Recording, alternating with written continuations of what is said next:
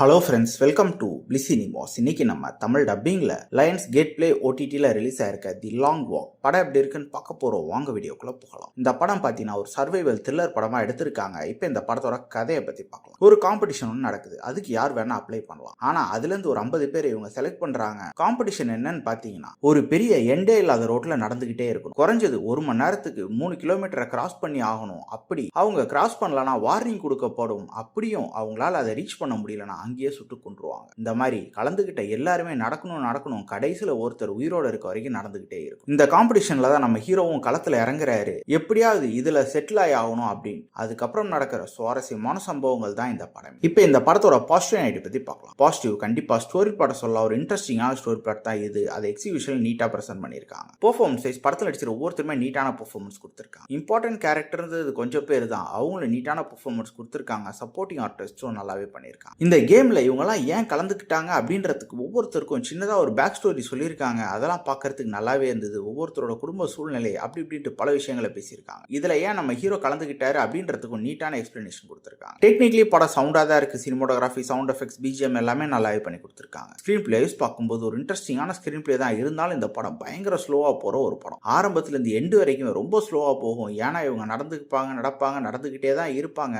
அது எண்டு வரைக்கும் உங்களால் உட்காந்து பார்க்க முடியும்னா கண்டிப்பாக அதை ட்ரை பண்ணலாம். கண்டிப்பாக ஒரு சுவாரஸ்யமான படம் தான். ஸ்லோ அண்ட் ஸ்டெடியான சுவாரஸ்யமான படம். மொத்தத்தில் இது ஒரு நல்ல படம் தான். ஆனால் இந்த படம் எல்லாருக்குமான படமா அப்படின்றது மிகப்பெரிய கேள்விக்குறி தான். நீங்க ஸ்லோ பர்ன் படம்லாம் பார்ப்பீங்கன்னா கண்டிப்பாக அதை ட்ரை பண்ணி பார்க்கலாம். இந்த படத்துக்கு IMDbல 6.7 கொடுத்துருக்காங்க. கிட்டத்தட்ட 1 லட்சம் பேர் வாக்களிச்சிருக்காங்க. இந்த படத்துக்கு நம்மளோட ரேட்டிங் கேட்டிங்கன்னா ஒரு 6 கொடுக்கலாம். படத்தில் அடல் கண்டென்ட்லாம் கிடையாது. ஆனால் ரத்தம் தெறிக்க காட்சிகள் இருக்கு. ஸோ ஃபேமிலியோட பார்க்கலாம் வேணாமா நீங்க டிசைட் பண்ணிக்கோங்க. இன்னொரு வீடியோவில் சந்திக்கலாம். தேங்க்யூ.